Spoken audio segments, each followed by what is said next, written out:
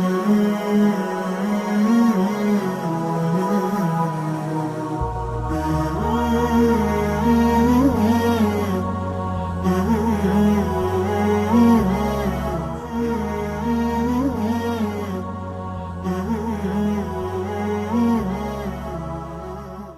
الله الرحمن الرحيم. إن الحمد لله نحمده ونستعينه ونستغفره ونعوذ بالله تعالى من شرور أنفسنا وسيئات أعمالنا. من يهده الله تعالى فلا مضل له ومن يضلل فلا هادي له، وأشهد أن لا إله إلا الله وحده لا شريك له، وأشهد أن محمدا عبده ورسوله. يا أيها الذين آمنوا اتقوا الله حق تقاته ولا تموتن إلا وأنتم مسلمون. يا أيها الناس اتقوا ربكم الذي خلقكم من نفس واحدة وخلق منها زوجها وبث منهما رجالا كثيرا ونساء، واتقوا الله الذي تساءلون به والأرحام إن الله كان عليكم رقيبا. يا أيها الذين آمنوا اتقوا الله وقولوا قولا سديدا يصلح لكم أعمالكم ويغفر لكم ذنوبكم، ومن يطع الله ورسوله فقد فاز فوزا عظيما.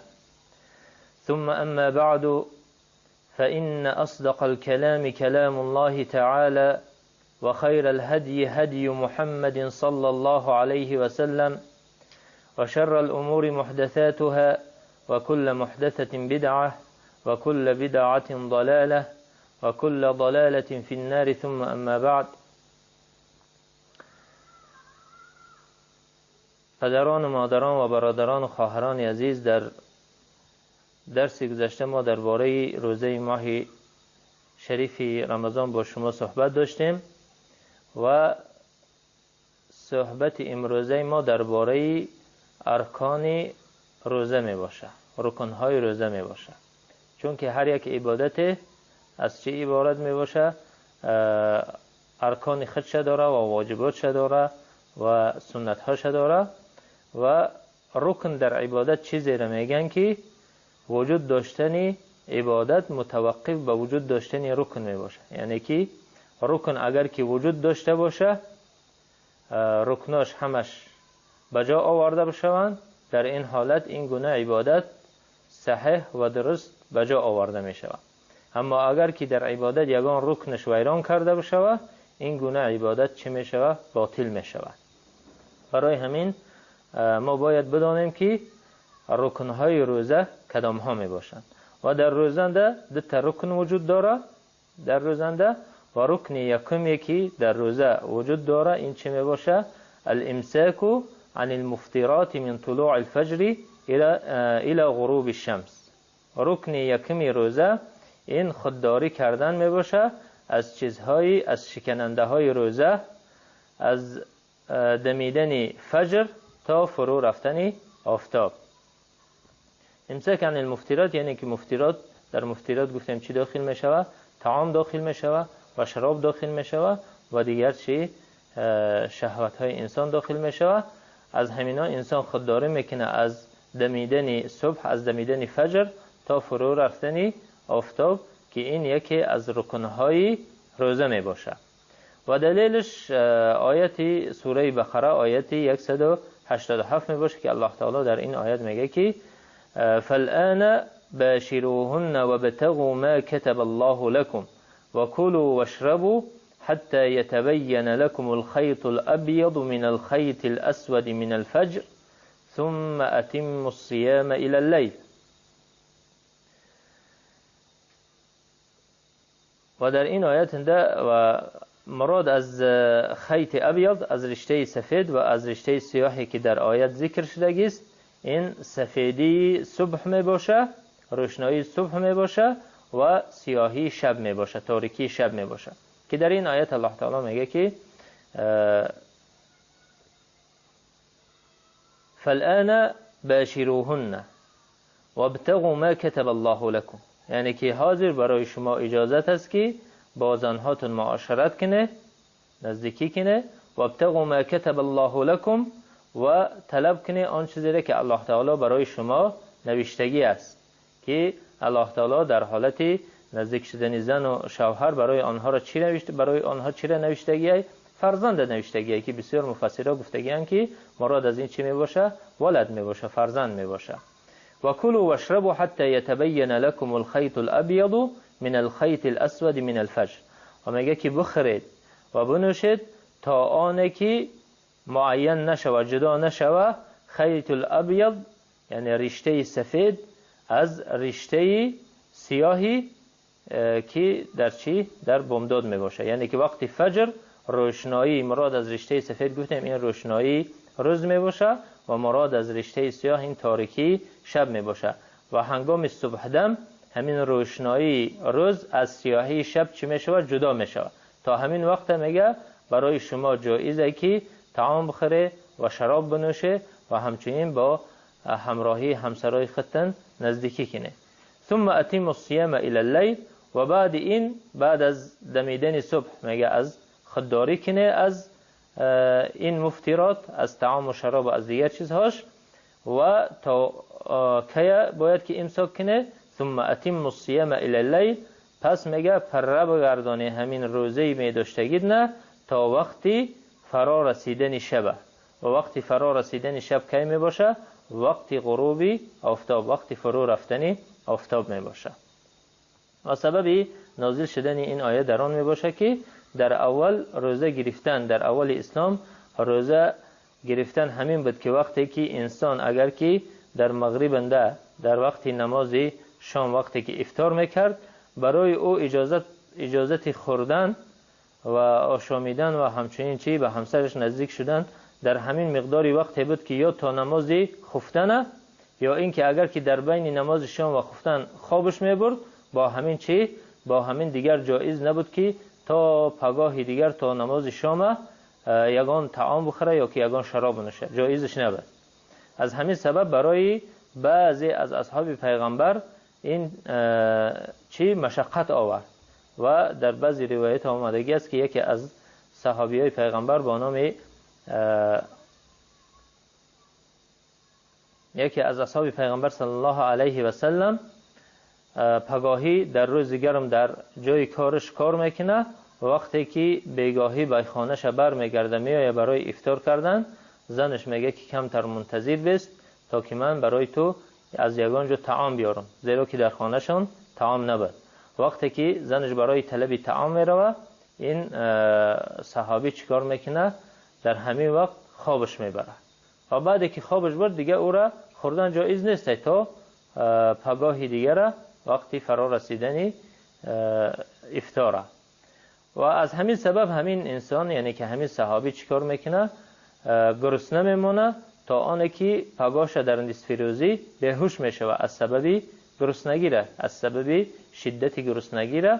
و وقتی که خبری او را به نزد پیغمبر صلی الله علیه و سلم میبرند میرسانند، در حق هموای همین چی آیت نازل میشه و همچنین در حق بعضی اصحاب دیگر پیغمبر که در یعنی بعدی نماز خفتن همچنین چی در بعضی کارهایی که مخالف صوم بود واقع شدگی بودن، به مانندی بعضیاشون به زنهاشون نزدیک کردن یا که بعضیاشون طعام خوردن یا که شراب نوشیدن. از همین سبب الله تعالی چی میگه؟ میگه که علم الله انکم کنتم تختانون انفسکم فتاب علیکم.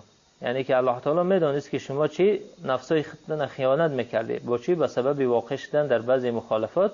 نه که چی الله تعالی همه این چیزا برای شما بخشید.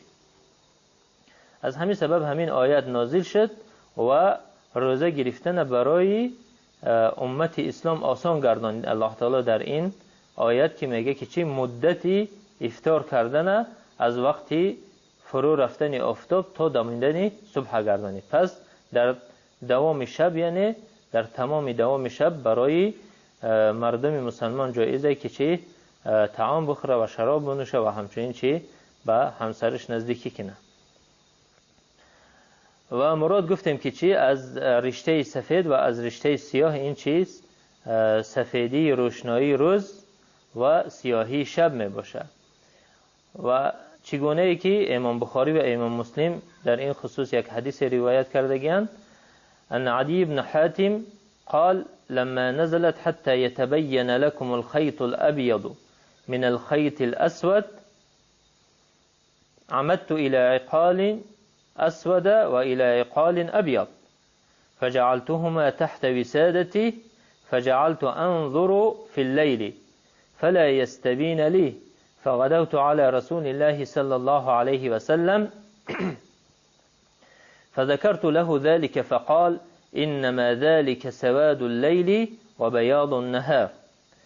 امام بخاری و مسلم در کتاب امام بخاری در کتاب صحیحش و همچنین امام مسلم در کتاب صحیحش از عدی ابن حاتم روایت کردگیند که عدی ابن حاتم رضی الله عنه میگه که وقتی که همین آیت یعنی آیت 187 سوره بقره نازل شد که در این آیت انده الله تعالی میگه که حتى يتبين لكم الخيط الأبيض من الخيط الأسود يعني فكلوا وكلوا واشربوا حتى يتبين لكم الخيط الأبيض من الخيط الأسود. در اول همین مقدار آیت نازل شدگی بود و من الفجرش آمدگی نبود. از همین سبب میگه که وقتی که همین آیت نازل شد عمدت الى عقال اسود و الى عقال ابيض، یعنی وقتی که الله تعالی نازل کرد که بخوری و بنوشه تا وقتی که معین نشوه برای شما و روشن نشوه برای شما رشته سفید از رشته سیاه. گمان کردن که رشته سفید و رشته سیاه مراد رشته حقیقی می باشه. از همین سبب عدی ابن حاتم میگه که قصد کردم میگه و گرفتم یک رشته سیاه و یک رشته سفیده و هر دوش میگه که فجعلتهما تحت وسادتی و همین رشته سفید و رشته سیاه میگه در تگی تکسریم میگه گذاشتم. فجعلت انظر فی اللیل فلا یستبین لی، و میگه که چی شب نگاه میکردم در تاریکی همین دو رشته را نگاه میکردم فرق کردنش نمیتونستم که کدومش سفیده و کدومش سیاهه.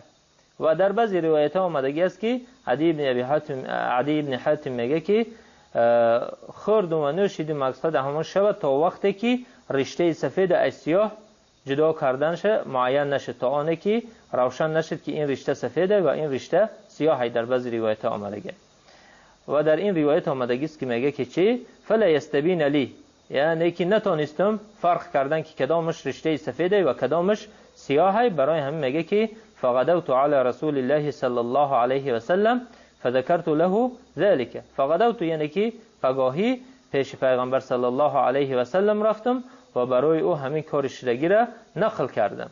فقال پیغمبر صلی الله علیه و سلم وقتی که این چیز شنید گفت که انما ذلك سواد الليل و بیاض النهار.